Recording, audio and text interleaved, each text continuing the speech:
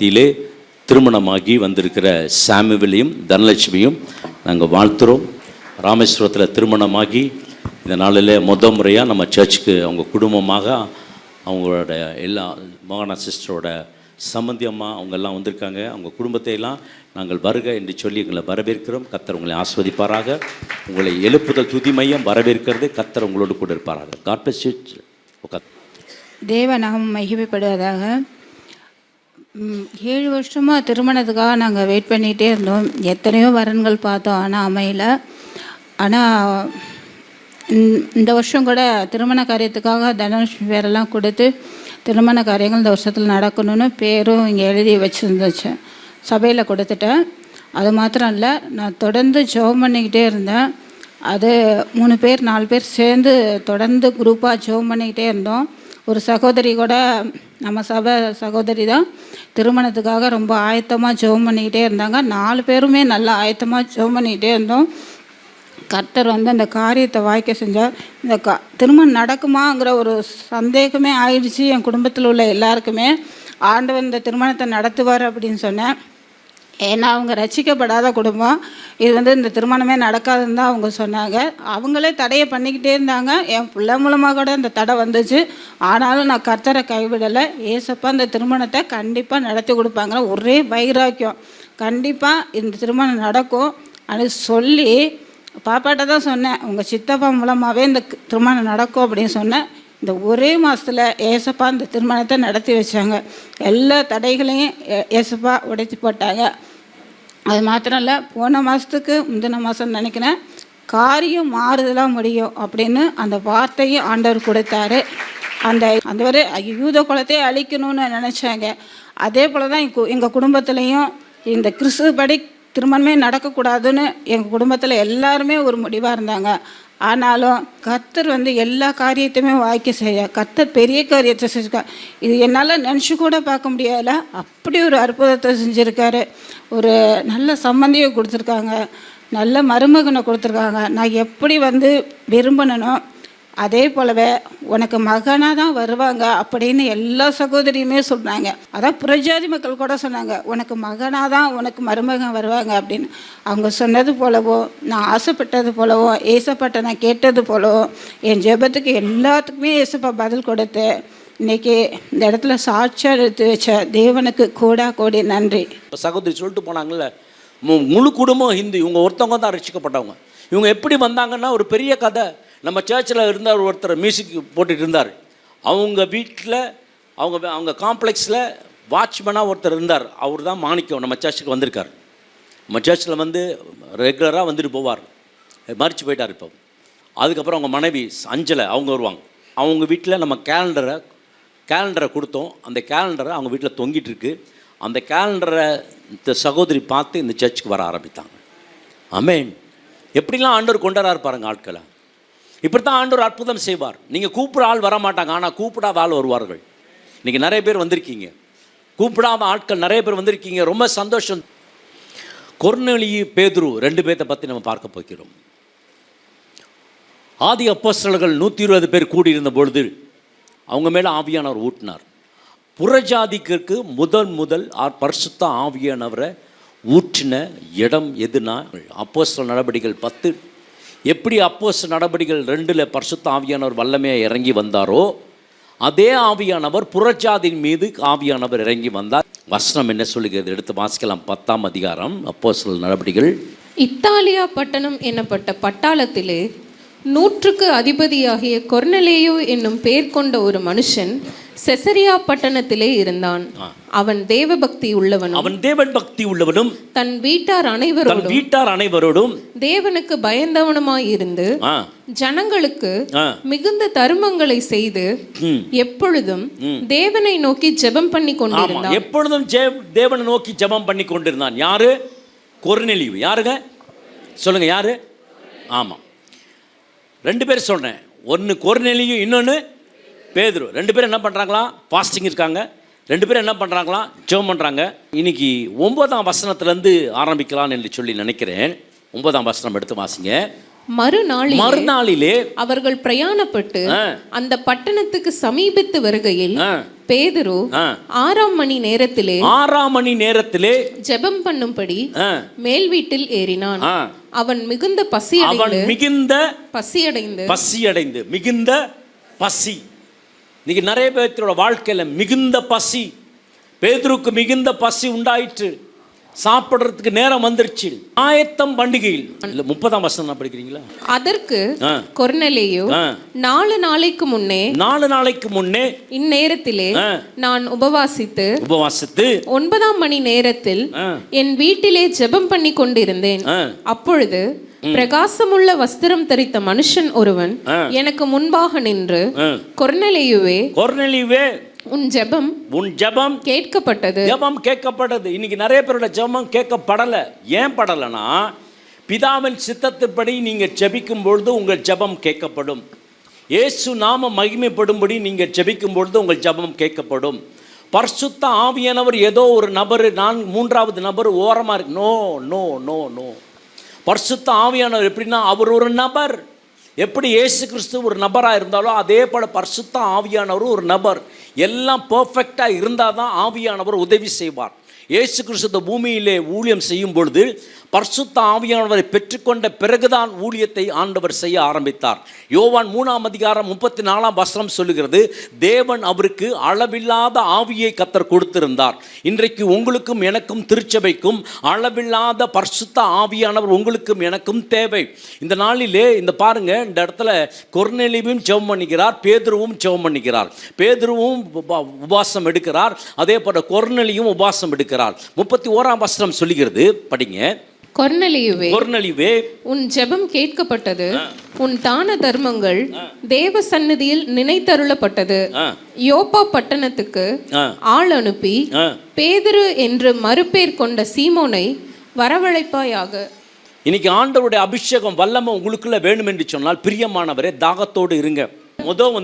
அவன் எப்படி இருந்தானா, தேவ பக்தி உள்ள. சொல்லுங்க, தேவ. நமக்கெல்லாம் பக்தி இருக்கு, ஆனால் அது முக்கியம் இல்லை. அதை காட்டிலும் தன் வீட்டார் அனைவரோடும் தேவனுக்கு அதுதான் ரொம்ப முக்கியம். ஆண்டோட பயந்துருந்தாங்கன்னா வார்த்தைக்கு கீழ்ப்படி இருந்தாங்கன்னு அர்த்தம். அது மாத்திரமல்ல, ஜனங்களுக்கு மிகுந்த தர்மங்களை செய்து எப்பொழுதும் தேவனை நோக்கி ஜெபம் பண்ணி கொண்டிருந்தான்.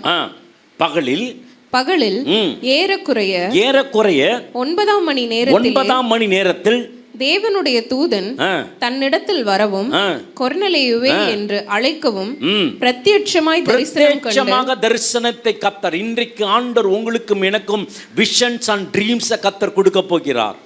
ஒருவேளை நீங்க 9ஆம் மணி வேலைனா மணி 3 மணி, இந்த 3 மணிக்கு ஜெபம் பண்ணி கொண்டிருக்கிறார். யாருன்னா கொர்நேலியு. இயேசுவை பத்தி தெரியுமா? தெரியாது. அவன் புறஜாதி, தெரியாது. அவன் ரோமன். என்ன யூத மார்க்கம் ஒரு மாதிரி ஜெபம் பண்ணுறாங்களே, இவங்கள்ட்ட ஜெபம் எப்படியாக இருக்குது அதுதான் அவனுக்கு தெரியும்.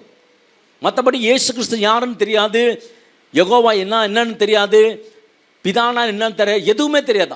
ஆனாலும் அவன் என்ன பண்ணானா, தேவ பக்தி உள்ளவனாக இருந்தானா. ஒன்றும் தெரியல, ஆனாலும் தேவ பக்தி. இன்னைக்கு புறஜாதியான நிறைய பேர் இந்துலேருந்து வந்திருப்பீங்க. ஆகவே வசனம் சொல்லுகிறது என்னவென்று சொன்னால், பகலில் ஏறக்குறைய 9ஆம் மணி நேரத்தில் தேவ தூதன் தன்னிடமாய் வரவும் கொர்நேலியு என்று அழைக்கும் பிரத்யட்சமான தரிசனத்தை கர்த்தர் கொடுக்க போறார். தேவ தூதர்கள் இறங்கி வரப்போகிறார்கள் நீங்கள் ஜெபிக்கும் பொழுது. ஜெபித்தாவே பார்த்தீங்கன்னா சர்ப்பம் வந்து நிற்கிற மாதிரி இருக்கும். அது இயேசு நாமத்தினால மிதிங்க தலைய.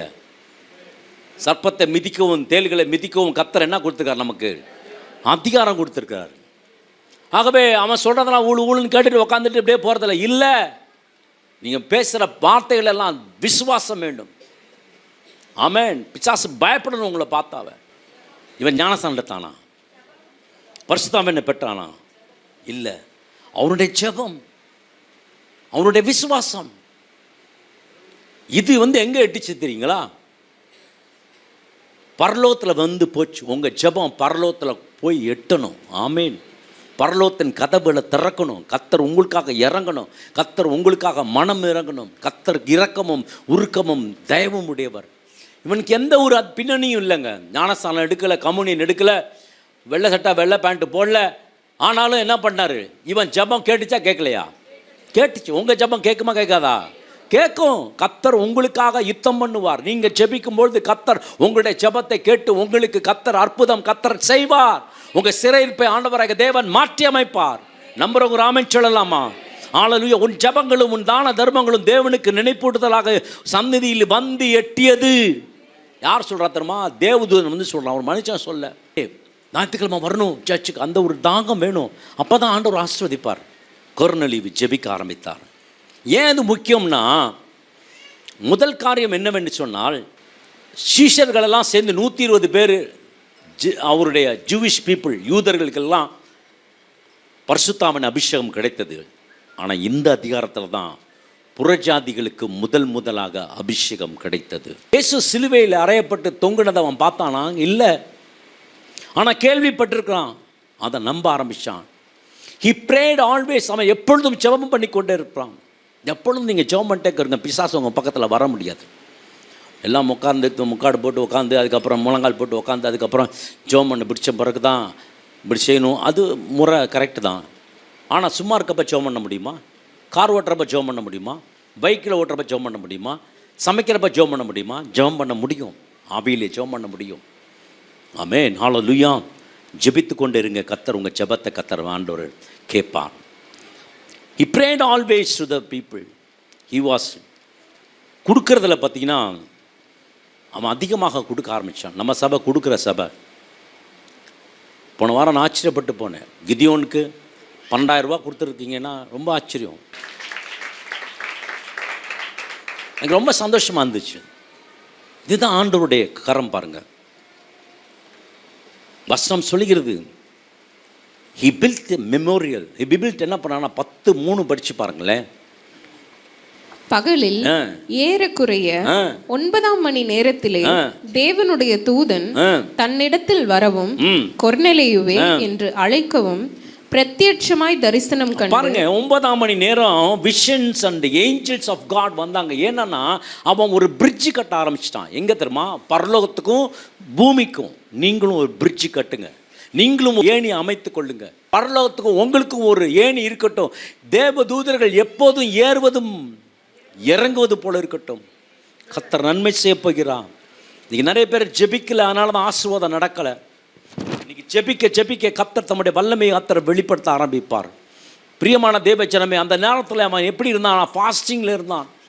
குடும்பத்துக்காக ஜெபம் பண்ணுறான். நிறைய பேர் ஜெபம் பண்ணுறது இல்லை, அதனால் அற்புதம் நடக்கிறது இல்லை. பார்த்துட்டேன் பிரதர், நான் அப்படிலாம் ஜெபம் பண்ணி பார்த்துட்டேன், எப்படிலாம் ஜெபம் பண்ணேன். நெகேமியா ஜெபித்தான். சில நாள் துக்கித்து, சில நாள் அழுது, சில நாள் உபவாசம் இருந்து, சில நாள் பரலோகத்தில் இருக்க தேவனை நோக்கி பார்த்து ஜெபிக்க ஆரம்பித்தான். அப்பொழுது அந்த ஜெபம் பரலோகத்தில் போய் எட்டினது. உங்கள் ஜெபம் பரலோகத்தில் போய் எட்டணும். நம்புறீங்களா? நீங்கள் பண்ணுற ஜெபம் கர்த்தர் அங்கீகரிக்கணும். ஆண்டவருக்காக இந்த பூமியில் நமக்கு யார் இருக்காங்க? வேறு யாரும் கிடையாது. இந்த பூமியில் உங்களுக்காக எனக்காக பரிந்து பேச யார் இருக்கா?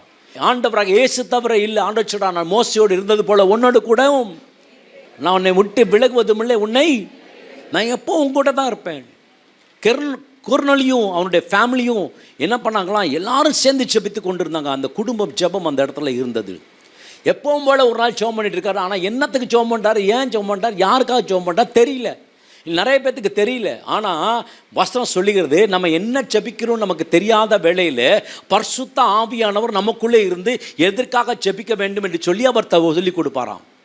ஆமென். இன்றைக்கி நிறைய பேரோட ஜெபம் ஏன் கேட்கலன்னா, பரிசுத்த ஆவியானவர் உங்களை கொண்டு ஜெபிங்க, கர்த்தர் ஆசீர்வதிப்பார். ஆமென். ஹல்லேலூயா. தானியேல் ஜெபிக்கும் பொழுது என்ன நடந்துச்சுன்னா, அவனுக்கு விரோதமான வான மண்டலத்தில் இருக்கிற பிரின்சிபாலிட்டிஸ், துரைத்தனங்கள், அது இந்த பூமியில் எந்த பிசாசு இருக்கிறோ அதே பிசாசு மேலே ஆப்ரேட் ஆகிட்டு கொண்டே இருக்கும். உங்களுக்கு நேராக மேலே ஆப்ரேட் பண்ணிட்டுருக்கும் ஸ்பிரிச்சுவல் ரெல்மில். அந்த ஸ்பிரிச்சுவல் ரெல்மில் போய் காப்ரியேல் தூதன் அந்த செய்தியை கொண்டர முடியாதபடி இருந்த பொழுது மிகவேல் தூதன் வந்து பெர்சியா அதிபதியை அப்படி போட்டிருக்கோம், 9ஆம் அதிகாரம் நினைக்கிறேன்.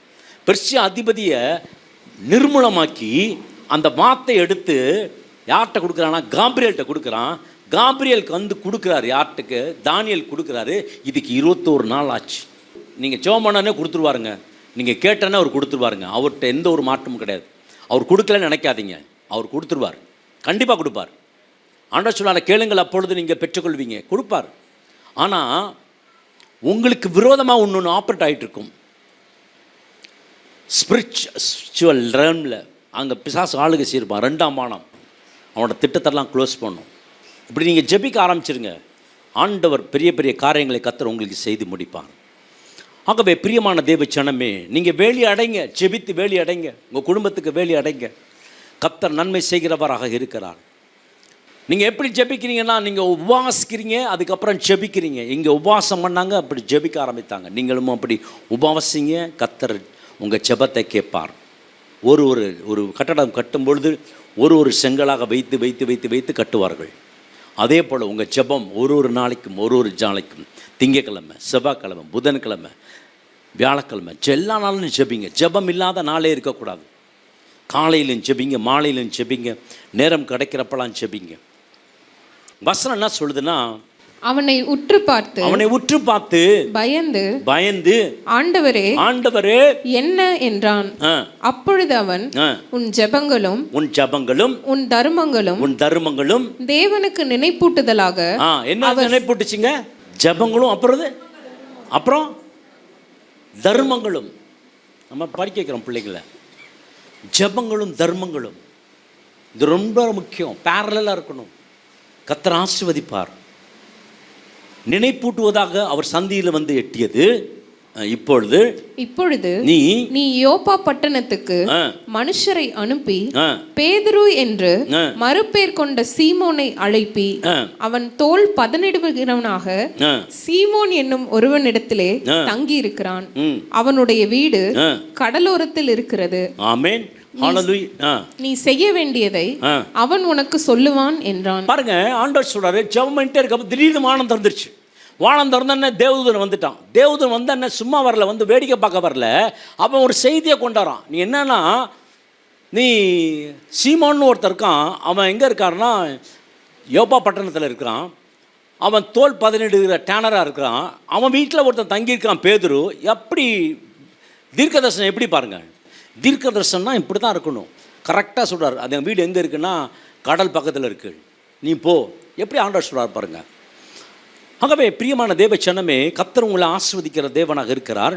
இவன் தேவதூதனை பார்த்து எல்லாம் சொன்ன பிறகு இன்றைக்கி நம்மளாக இருந்தால் என்ன பண்ணுவோன்னா, தேவதூதனே வந்துட்டான், அதனால் எனக்கு யாரும் தேவையில்லை. But he need a preacher. அவனுக்கு யார் தேவைன்னா, அவனுக்கு ஒரு போதனை சொல்வதற்கு ஒரு ஆள் தேவை. உங்களுக்கு சர்ச் தேவை, ப்ரீச்சர் தேவை, பாஸ்டர் தேவை, ஆண்டோட வார்த்தை சொல்வதற்குரிய தேவ மனுஷர்கள் தேவை. தேவனுடைய வார்த்தை மாத்திரமல்ல, அதை உங்களுக்கு விலைக்கு கொடுப்பதற்கு ஆண்டவர் உங்களுக்கும் எனக்கும் ஆண்டவராக தேவன் ஒரு ப்ரீச்சரை கர்த்தர் வைத்திருக்கிறார். எனக்கு பிரியமான தேவ ஜனமே, உங்கள் வாழ்க்கையில் இந்த மாதிரி அற்புதம் நடக்கணும்னா நீங்கள் ஜெபிங்க. உங்கள் வாழ்க்கையில் அதிசயம் நடக்கணும்னா நீங்கள் அப்படி இருக்கீங்களா? அப்படி இல்லைன்னு இன்றைக்கி மாற்றிக்கோங்க. இன்னிலிருந்து ஜெப ஆவி உங்களுக்கு வரும். நீங்கள் ஜெபிக்க ஜெபிக்க கர்த்தர் அற்புதம் செய்வார். ஏஞ்சலிக் விசிட்டேஷன், தேவ தூதர்கள் வருவார்கள். ஹல்லேலூயா. ஆகவே பிரியமான தேவ ஜனமே, you still need a preacher. ஆனாலும் உனக்கு என்ன தேவை? தேவதூதனே பார்த்துட்டான், இனிமேல் எனக்கு எதுவும் தேவையில்லை. நான் என்ன பண்ணுறேன், டிவி சேனல் ஆரம்பிக்கிறேன். நான் என்ன பண்ணுறேன், நீ என்ன பண்ணுறேன், நான் யூடியூப் சேனல் ஆரம்பிக்கிறேன். நான் என்ன பண்ணுறேன், நான் ஒரு மேகசின் போடுறேன். அப்படிலாம் ஒன்றும் செய்யலை. சிலுவை பற்றி உபதேசம் கெட்டு போகிறவருக்கு பைத்தியமாக இருக்கிறது, ரட்சிக்கப்படுகிற நமக்கோ அது தேவ பலனாக இருக்கிறது. இன்றைக்கி கர்த்தர் உங்களை வாழ்க்கையில் அற்புதம் செய்ய போகிறார். உங்களுக்கும் எனக்கும் ப்ரீச்சர் தேவை, ஆவியானவர் தேவை, ஆண்டவரை பற்றி சொல்லிக் கொடுக்குற நபரும் உங்கள் வாழ்க்கையில் தேவை. ஜெரேமியா சொல்கிறான், மேய்ப்பன் இல்லாத ஆடுகளைப் போல இருந்தார்கள், மேய்ப்பன் இல்லாத ஆடுகளைப் போல. நமக்கும் உங்களுக்கும் எனக்கும் என்ன வேணும்னா, இதை சொல்லித்தரத்துக்கு பாஸ்டர் வேணும். ஊழியம் செய்வதற்கு முன்பாக பாஸ்டர் ஜேக்கப்கிட்ட நான் சாதாரண ஒரு விசுவாசியாக போய் கொஞ்சம் கொஞ்சமாக ஆண்டவர் வழி நடத்தி லீடர் வரைக்கும் கொண்டு வந்து வச்சுட்டாரு. எங்கே ஒரு மினிஸ்ட்ரி போனாலும் நானும் ஜாஷுவான்னு ஒருத்தர் இருக்கார், 2 பேர் தான் ப்ரைஸ் அண்ட் வர்ஷிப். திருச்சியில் எல்லா இடத்துலையும் நாங்கள் வந்துவிட்டோம். உழவர் சந்தையிலையும், அதுக்கப்புறம் ஜி கார்னர்லேயும், அதுக்கப்புறம் எல்கேஎஸ் மஹால்லையும், எல்லா இடத்துலையும் ப்ரைஸ் அண்ட் வர்ஷிப் நாங்கள் தான் ஆரம்பிப்போம். எங்களுக்கு கொடுப்பார். அந்த தருணத்தை கர்த்தர் எனக்கு கொடுத்தார் அந்த நாட்களில். நான் சொல்கிறது 2005 2006. ஆகவே பிரியமான தேவச்சனமே, ஆண்டவருக்கு நீங்கள் முதலிடம் கொடுத்தா அவரும் உங்களுக்கு முதலிடம் கொடுப்பார். ஆகவே பேதுரு என்ன செய்கிறான், ஃபாஸ்டிங் இருக்கிறான். 10ஆம் வசனம் 11ஆம் வசனம் பார்க்கும் பொழுது, அவன் சாப்பிட்றதுக்கு மனதாக இருக்கிறான். பசி வந்துருச்சு, நல்ல பசி வந்து எடுத்துச்சு நேரம். அந்த நேரத்தில் பார்த்து படிங்களேன் 11ஆம் வசனம்.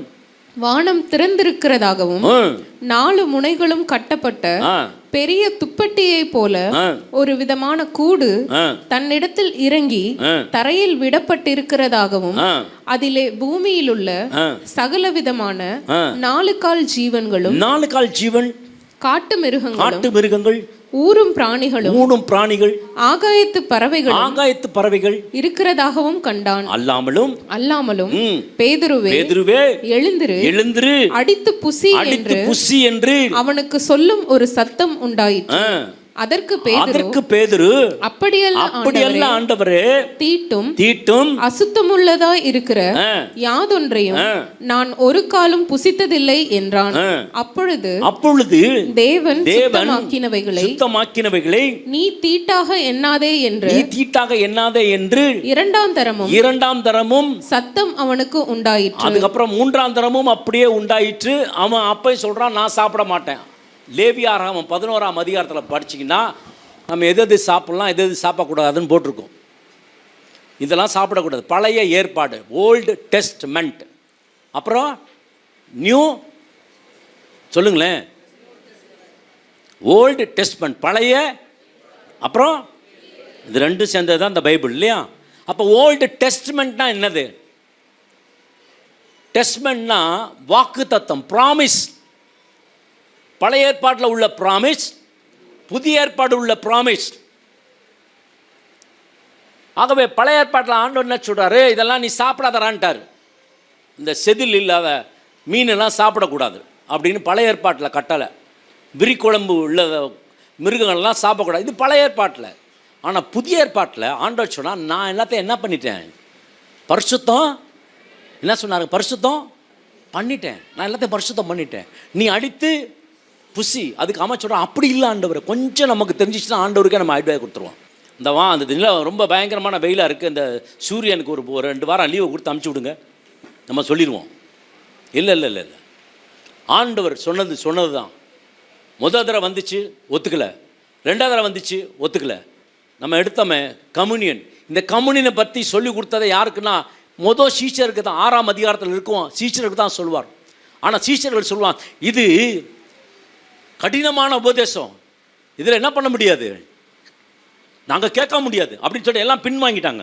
இயேசு கிறிஸ்து கேட்குறார், நீங்களும் போய்விட மனதாக இருக்கீங்களா? அப்போ பேதுரு சொல்லுவான், ஜீவ வசனம் மூடத்தில் இருக்கிறதே. ஆண்டவர் எல்லாத்தையும் என்ன பண்ணியிருக்காரு? புதிதாக்கியிருக்கார். எல்லாத்தையும் புதிதாக்கியிருக்கார். அடித்து புசின்றார் ஆண்டவர். ஆண்டவர் சொன்னான். அவன் சொன்னான், இல்லை நான் மாட்டேன். அதனால் ஒரே ஒரு ஊருக்கு தான் போனான், வெளியூருக்கு. எந்த ஊருக்குன்னா புறஜாதியில் கொர்நேலியு ஊருக்கு தான் அவன் அனுப்பிச்ச அந்த ஊருக்கு தான் போனானே ஒழிய மற்ற எந்த ஊருக்கு அவனால் போக முடியல. ஆனால் அதே பவுல் பல தேசங்கள், ரோம சாம்ராஜ்யம், ரோமருக்கு, கொலேசியர், கலாத்தியர், கொரிந்தியர், இது மாதிரி பல பட்டணங்களுக்கு போகாமல் 13 பட்டணங்களுக்கு போக ஆரம்பித்தார். யார்? பவுல். ஏன் தெரியுமா? ஆண்டோட வார்த்தையை அப்படியே கீழ்ப்படைந்தார். ஒரு வேளையில் பவுலுக்கும் பேதுருக்கும் பிரச்சனை வந்துருச்சு. என்ன வேண்டி சொன்னால், பேதுரு என்ன பண்ணுறான்னா, புறஜாதியில் இருக்கிறத உட்காந்து சாப்பிட்டுட்டு இருக்கான். இருக்கிறத திடீர்னு என்ன பண்ணிட்டான், ஐயோ புறஜாதியில் உட்காரக்கூடாது, நம்ம இருக்கக்கூடாதுன்னு சொல்லிட்டு அந்த பந்தியை விட்டு அவன் எழுந்திரிச்சு டக்குன்னு யூதர்கள் பந்தியிலேருந்து உட்காந்துட்டானான். இதை பார்த்துட்டு பவுல் சத்தம் போட ஆரம்பித்தார். யாரை தெரியுமா? பேதுருவை. எதுக்கு நீங்கள் வச்சு வர? ஏன் அவனு தான் ஆண்டவரால் ரத்தத்தால் கள்ள போடப்பட்டவன், நீங்களும் தானே ரத்தத்தால் கழுவப்பட்டவங்க. கர்த்தர் உங்களையும் என்னையும் ஆண்டவர் ஆசீர்வதித்திருக்காரு. நிறைய பேத்துக்கு அது தெரியல. அன்னைக்கு இந்த கொர்நேலியை செபிக்கலைன்னா நமக்கு இந்த பரிசுத்த ஆவியானவர் கிடைத்திருக்காது. நம்புறோம் சொல்லுங்க. யூதர்களுக்கு மாத்திரம்தான் இருந்தது. ஆனால் கொர்நேலியு தான் முத புறஜாதிக்குன்னு அபிஷேகத்துக்காக ஆண்டோட வல்லமை பரிசுத்த ஆவியை ஊற்றுவதற்காக ஜெபிக்க ஆரம்பித்தவன் யார்னா கொர்நேலியு. அவன் தான் முத ஜென்டைல் புறஜாதிகளுக்கு அபிஷேகத்தை கொண்டு வந்தவன். வசனம் என்ன சொல்லுகிறதுனா 17ஆம் வசனம் படிங்க. அப்பொழுது பேதுரு தான் கண்ட தரிசனத்தை குறித்து தனக்குள்ளே சந்தேகப்படுகையில், இதோ கொர்நேலியுவினால் அனுப்பப்பட்ட மனுஷர்கள் சீமோனுடைய வீட்டை விசாரித்துக் கொண்டு வாசற்படியிலே வந்து நின்று. பாருங்க, நீங்க ஜெபம் பண்ண ஆரம்பிச்சீங்கன்னா உங்க ஆசீர்வாதம் வாசற்படியிலே வந்து நிற்கும். நீங்க தேடுகிற காரியங்கள் உங்க வாசற்படியில வந்து நம்புறீங்களா? நீங்கள் ஜெபம் பண்ணிங்கன்னா வாசப்படியில் வந்து நிற்கும். ஹல்லேலூயா. எப்படி அமேசான், எப்படி ஃப்ளிப்கார்ட் வந்து உங்கள் அட்ரஸை தேடி கரெக்டாக வந்து கூகுள் மேப் போட்டு கட்டு வீட்டில் வந்து கூப்பிட்றானோ, அதே போல் ஆசீர்வாதம் உங்கள் வீட்டில் வந்து நிற்கும். The connections and interpretation, supernatural connection, supernatural interpretation. ஹல்லேலூயா. கர்த்தர் உங்களை என்னை யாரோடு இணைக்கணும்னா அவர்களோடு கூட இணைத்து கர்த்தர் உங்களை ஆசீர்வதிப்பார். அதுக்கப்புறம் பார்த்தீங்கன்னா அவன் சாப்பாடை பற்றி பேசவே இல்லை. வந்து கேட்டானே ஆண்டவர் சொல்கிறார், நான் தான் அனுப்பிட்டேன், நீ போ, அவங்களோட போ அப்படின்ட்டார். நீ போ, அவங்களோட போ, அவங்களோட நான் தான் அனுப்பிச்சேன், நீ தான் போ. அப்போ தான் அவன் தரிசனத்தை, ஆமாம் இல்லை இவங்க அப்படி இருக்காங்க, இவங்க புரட்சாத்திங்க, இவங்களோட போகணுன்னு சொல்லி அவன் போகிறான். அதுக்கப்புறம் அவன் சாப்பாடை பற்றி நினச்சானா, இயேசு கிறிஸ்து பூமியில் இருக்கும்பொழுது சமாரியா பட்டணத்தில் பசி உண்டாய். யோவான் 4ஆம் அதிகாரம் சமாரியா பெண்ணு 34 நீங்கள் வாசிக்கும் பேசிக்கொண்டு அந்த வசனம் சொல்லுங்க, இவ்வாறாக சொல்லும், இவருக்கு பசி உண்டாச்சுன்னு சீசர்கள்லாம் போய் என்ன பண்ணா, ஊருக்குள்ளே போய் சாப்பாடு வாங்கிட்டு வருவாங்க. அவங்க சாப்பாடு வாங்கிட்டு வந்த பிறகு ஆண்டவர் சொல்வார், நான் சாப்பிட்டேன் அப்படின்பார். என்னடா எப்படா அவர் சாப்பிட்டாரு, யார் கொண்டு அவர் கொடுத்தான், இந்த வனாந்தரத்தை யார் கொண்டு கொடுத்தா? படிமா 34 வசனம் படி. இயேசு அவர்களை நோக்கி நான் என்னை அனுப்பினவருடைய சித்தத்தின்படி செய்து அவருடைய கிரியை முடிப்பதே என்னுடைய போஜனமாய் இருக்கிறது. ஆமென். தேவனுடைய சித்தத்தை நடத்துவதுதான் ஆண்டவருடைய போஜனம். இயேசு கிறிஸ்து சொல்லிட்டார், நான் சாப்பிட்டேன் பார். என்னதான் எல்லாத்துக்கும் சுவிசேஷம் சொல்லிட்டார். சமாரியா பட்டணம் முழுதும் ஜனங்கள்லாம் வந்துட்டாங்க, எல்லாத்துக்கும் சுவிசேஷம் சொல்ல ஆரம்பிச்சிட்டாங்க. 25ஆம் வசனம் எடுத்து வாசிக்கலாம். 10:25. பேதுரு உள்ளே பிரவேசிக்கிற பொழுது கொர்நேலியு அவனுக்கு எதிர்கொண்டு போய் அவன் பாதத்தில் விழுந்து பணிந்து கொண்டான். இது கரெக்டா தப்பா? பேதுரு சொல்ற, நோ நோ நோ நோ, நீ என் காலில் என்ன செய்யக்கூடாது, விழக்கூடாது. நம்ம ஆராதிக்கிறது யார் தான்? ஆண்டவர் தான். வேற யாரையும் நம்ம என்ன செய்யக்கூடாது, ஆராதிக்கக்கூடாது, வணங்கக்கூடாது, காலில் விழக்கூடாது. இயேசு சிலுவையில் மரித்தார், உங்களுக்காக எனக்காக சிந்தப்பட்ட ரத்தம், பேசுகிற ரத்தம், இயேசுவை பற்றி எல்லாத்தையும் சொல்ல ஆரம்பித்துட்டார். Everything was not planned. இதெல்லாம் பிளான் பண்ணி வந்தாரா? இவங்க எல்லாம் நோட்ஸ் எல்லாம் ப்ரிப்பேர் பண்ணிட்டு போனாரா? பேதுரு போனாராங்க? இல்லை. ஆண்டவர் சத்தத்துக்கு அப்படியே கீழ்ப்படிய ஆரம்பித்தார். 34 எடுத்து வாசிங்களேன். அப்பொழுது பேதுரு பேசத் தொடங்கி தேவன் பட்சபாதம் உள்ளவரல்ல என்றும் எந்த ஜனத்தினாலாயினும் அவருக்கு பயந்திருந்து நீதியை செய்கிறவன் எவனோ அவனே அவருக்கு உகந்தவன் என்றும் நிச்சயமாய் அறிந்திருக்கிறேன். ஆமென். ஹல்லேலூயா.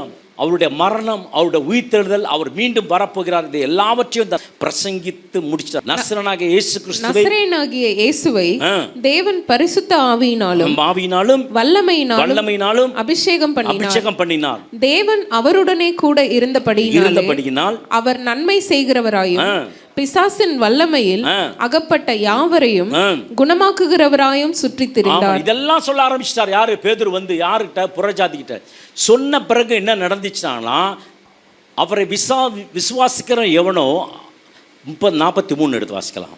அவரை விசுவாசிக்கிறவன் எவனோ அவன் அவருடைய நாமத்தினாலே பாவ மன்னிப்பை பெறுவான் என்று தீர்க்கதரிசிகள் எல்லாரும் அவரை குறித்தே சாட்சி கொடுக்கிறார்கள் என்றான். இந்த வார்த்தைகளை பேதுரு பேசிக்கொண்டிருக்கையில் வசனத்தை கேட்ட யாவர் மீதும் பரிசுத்த ஆவியானவர் வந்து இறங்கினார். இந்த வார்த்தை கேட்ட உடனே பரிசுத்த ஆவியானவர் வர ஆரம்பிச்சிட்டார். பரிசுத்த ஆவியான வரங்களை என்ன பேசிக்கொண்டு இருக்கும் பொழுது என்ன நடந்துச்சு? பேசிக்கொண்டிருக்கும் பொழுது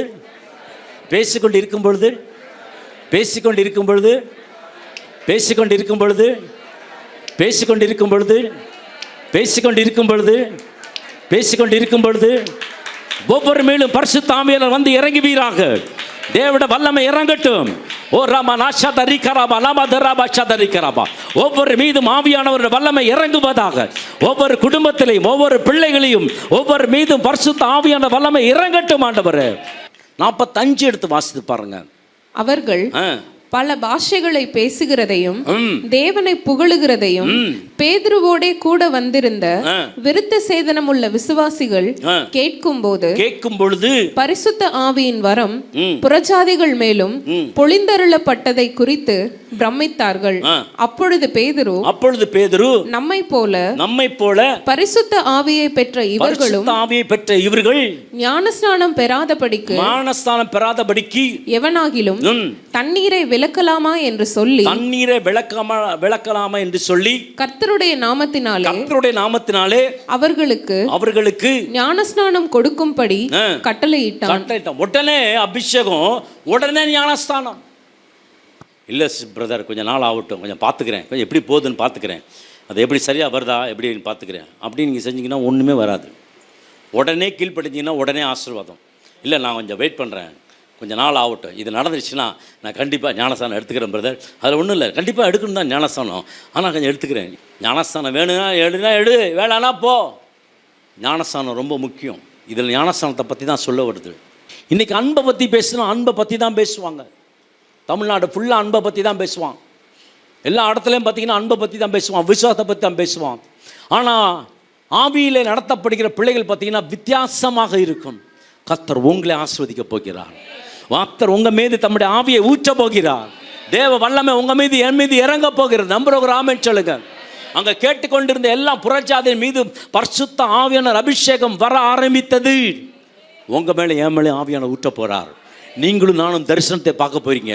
நீங்களும் நான் உங்களுக்கு ஜெபிக்கும் பொழுது தேவதூதர்கள் வந்து இறங்க போகிறார்கள். நீங்கள் ஜெபிக்கும் பொழுது அக்னி ஸ்தம்பம் மேக ஸ்தம்பம் மறைந்து வரப்போகிறது. கர்த்தரோட ஆவியானவர் ஒவ்வொரு மீதும் இப்பொழுது அலை அலை அலை அலை அலை அலை அலை ஆண்டவர் ஊற்ற போகிறார். பெற்றுக்கொள்ளுங்க அபிஷேகத்தை, வல்லமை பெற்றுக்கொள்ளுங்க. புறஜாதி மீது பூடப்பட்ட அதே ஆவியானவர் ஈபானா சந்தரா பாலா தராஷதர் எல்லாரும் ஜெபிக்கல. ஹல்லேலூயா. கர்த்தர் நல்லவர், அவர் கிருபை என்றும் உள்ளது. ஹல்லேலூயா. க்ளோரி. அனைவரும் தலைகளை தாழ்த்தி கர்த்தருக்கு நன்றி செலுத்துவோம். எங்களை நேசிக்கிற பரம தகப்பனே, இந்த நாளுக்காக உம்மை நன்றியோடு உம்மை துதிக்கிறோம், சோத்திரிக்கிற கர்த்தாவே இந்த நாளின் ஆராதனை தேவன் எங்கள் ஆசீர்வதிச்சு கொடுத்ததற்காக நன்றி ஆண்டவரே. நன்றி செலுத்துகிறோம். ஆரம்பம் முதல் கடைசி வரைக்கும் உடைய மகிமையான ஜீவனுள்ள உயிர்த்தெழுந்த வல்லமை எங்களுக்குள்ள கொடுத்ததுக்காக உமக்கு நன்றி சுவாமி. ஆண்டவரே, இந்த மாதத்தின் மைய பகுதியில் கர்த்தர் உடைய வல்லமையை வெளிப்படுத்தி கொடுத்த கிருபைக்காக கோடானு கோடி நன்றி செலுத்துகிறோம். அநேகருக்கு விடுதலை கொடுத்ததுக்காக உமக்கு நன்றி சுவாமி. கர்த்தாவே, எங்களை பலப்படுத்துகிற பரிசுத்த ஆவியானுடைய அபிஷேகம் இந்த நாளில் ஒவ்வொரு மேலே ஊற்றப்பட்டதற்காக, புது துருத்தி புது ரசமாக எங்களை மாற்றியதற்காக கர்த்தருக்கு நன்றி செலுத்துவோம் சுவாமி. நாங்கள் பலன் அடைந்த ஆண்டவரே, எங்கள் சாட்சிகளை பலப்படுத்தி வாழ உதவி செய்யுங்க ஆண்டவரே. வாழ்க்கையின் கடைசி பரியந்த ஆண்டவரே, உம்மை பற்றி கொண்டு வாழ, உமக்கு நோக்கி பார்த்து வாழ கர்த்தர்களுக்கு கிருபை பாராட்டும்படியாக இந்த திரு சமூகத்தில் நாங்கள் ஒப்புக் கொடுக்கிறோம் சுவாமி. இயேசு கிறிஸ்துவின் வல்லமையுள்ள திரு நாமத்தில் நாங்கள் ஜெபிக்கிறோம். ஜீவனுள்ள அன்பு நல்ல தகப்பனே, ஆமென். ஜெப தேவைக்கு 9894913619.